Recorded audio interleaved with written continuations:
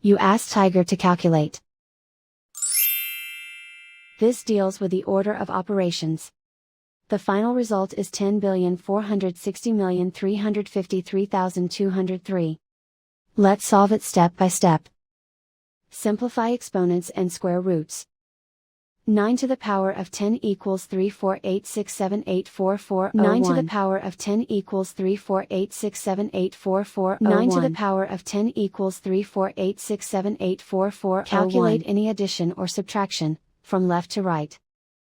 348678440 plus 348678440 equals 697356880 plus 348678440 equals 1046035. And so the final result is 10,460,353,203.